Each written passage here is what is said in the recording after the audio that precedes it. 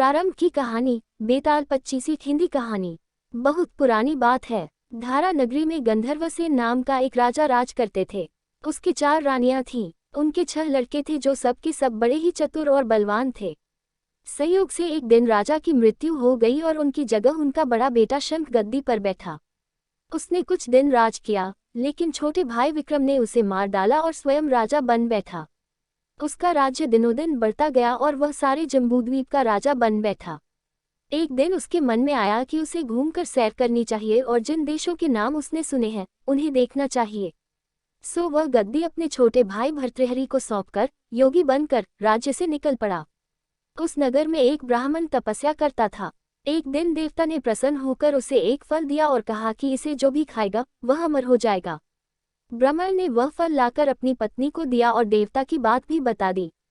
ब्राह्मणी बोली, हम अमर होकर क्या करेंगे, हमेशा भीख मांगते रहेंगे, इससे तो मरना ही अच्छा है।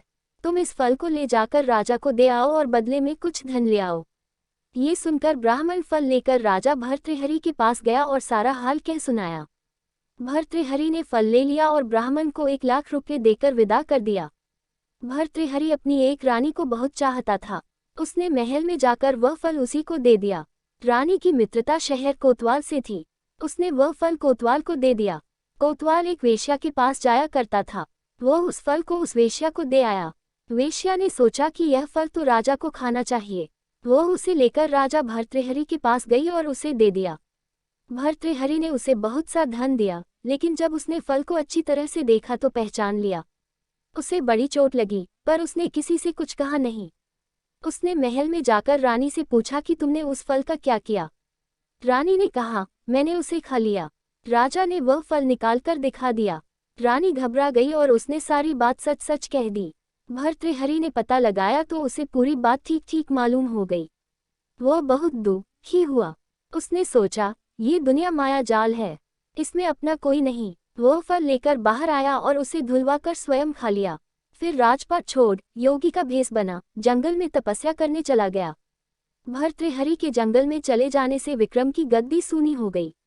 जब राजा इंद्र को यह समाचार मिला तो उन्होंने एक देव को धारा नगरी की रखवाली के लिए भेज दिया। वह रात दिन वहीं रहने लगा। भर्तृहरि के राजपाट छोड़कर वन में चले जाने की बात विक्रम को मालूम हुई तो वह लौटकर अपने देश में आया। आधी रात का समय था। जब वह नगर में घुसने लगा तो देव ने उसे रोका। राजा ने कहा, मैं विक्रम हूँ, यह मेरा राज है, तुम रोकने वाले कौन होते। देव बोला, मुझे राजा इंद्र ने इस नगर की चौकसी के लिए भेजा है। तुम सच्चे राजा विक्रम हो तो आओ, पहले मुझसे लड़ो। दोनों में लड़ाई हुई। राजा ने जरा सी देर में देव को पछाड़ दिया। तब देव बोला, हे राजन, तुमने मुझे हरा दिया, मैं तुम्हें जीवन दान देता हूँ। इसके बाद देव ने कहा, राजन, एक नगर और एक नक्षत्र में तुम 3 आदमी पैदा हुए थे। तुमने राजा के घर में जन्म लिया, दूसरे ने तेली के और तीसरे ने कुम्हार के। तुम यहाँ का राज करते हो, तेली पाताल का राज करता था। कुम्हार ने योग साधकर तेली को मारकर शमशान में पिशाच बना सिरस के पेड़ से लटका दिया है। अब वह तुम्हें मारने की फिराक में है, उससे सावधान रहना। इतना कहकर देव चला गया और राजा महल में आ गया। राजा को वापस आया देख सबको बड़ी खुशी हुई। नगर में आनंद मनाया गया। राजा फिर राज करने लगा। एक दिन की बात है कि शांतिशील नाम का एक योगी राजा के पास दरबार में आया और उसे एक फल देकर चला गया। राजा को आशंका हुई कि देव ने जिस आदमी को बताया था कहीं यह वही तो नहीं है। ये सोच उसने फल नहीं खाया, भंडारी को दे दिया। योगी आता और राजा को एक फल दे जाता। संयोग से एक दिन राजा अपना अस्तबल देखने गया था। योगी वहीं पहुंच और फल राजा के हाथ में दे दिया। राजा ने उसे उछाला तो वह हाथ से छूटकर धरती पर गिर पड़ा। उसी समय एक बंदर ने झपटकर उसे उठा लिया और तोड़ डाला। उसमें से एक लाल निकला, जिसकी चमक से सबकी आंखें चौंधिया गईं। राजा को बड़ा आश्चर्य हुआ। उसने योगी से पूछा, आप ये लाल मुझे रोज क्यों दे जाते हैं। योगी ने जवाब दिया, महाराज, राजा, गुरु, ज्योतिषी, वैद्य और बेटी, इनके घर कभी खाली हाथ नहीं जाना चाहिए। राजा ने भंडारी को बुलाकर पीछे के सब फल मंगवाए। तुड़वाने पर सब में से एक एक लाल निकला।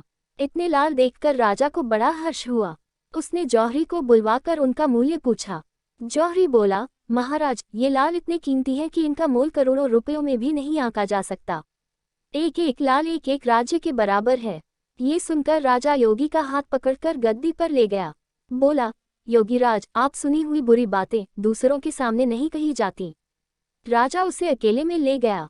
वहां जाकर योगी ने कहा, महाराज, बात यह है कि गोदावरी नदी के किनारे मसान में मैं एक मंत्र सिद्ध कर रहा हूँ। उसके सिद्ध हो जाने पर मेरा मनोरथ पूरा हो जाएगा। तुम एक रात मेरे पास रहोगे तो मंत्र सिद्ध हो जाएगा। एक दिन रात को हथियार बांधकर तुम अकेले मेरे पास आ जाना। राजा ने कहा, अच्छी बात है। इसके उपरांत योगी दिन और समय बताकर अपने मठ में चला गया। वह दिन आने पर राजा अकेला वहां पहुंचा। योगी ने उसे अपने पास बिठा लिया। थोड़ी देर बैठकर राजा ने पूछा, महाराज, मेरे लिए क्या आ गया है? योगी ने कहा, राजन, यहाँ से दक्षिण दिशा में 2 कोस की दूरी पर मसान में एक सिरस के पेड़ पर एक मुर्दा लटका है। उसे मेरे पास ले आओ, तब तक मैं यहाँ पूजा करता हूँ। ये सुनकर राजा वहां से चल दिया। बड़ी भयंकर रात थी। चारों ओर अंधेरा फैला था। पानी बरस रहा था। भूत प्रेत शोर मचा रहे थे। सांप आकर पैरों में लिपटते थे। लेकिन राजा हिम्मत से आगे बढ़ता गया। जब वह मसान में पहुंचा तो देखता क्या है कि शेर दहाड़ रहे हैं, हाथी चिंघाड़ रहे हैं, भूत प्रेत आदमियों को मार रहे हैं। राजा बेधड़क चलता गया और सिरस के पेड़ के पास पहुंच गया। पेड़ जड़ से फुंगी तक आग से दहक रहा था। राजा ने सोचा, हो न हो, ये वही योगी है जिसकी बात देव ने बताई थी। पेड़ पर रस्सी से बंधा मुर्दा लटक रहा था।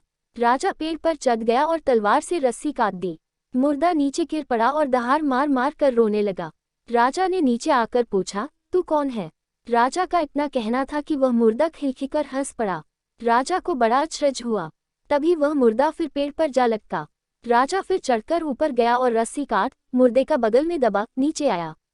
बोला, बता, तू कौन है? मुर्दा चुप रहा। तब राजा ने उसे एक चादर में बांधा और योगी के पास ले चला।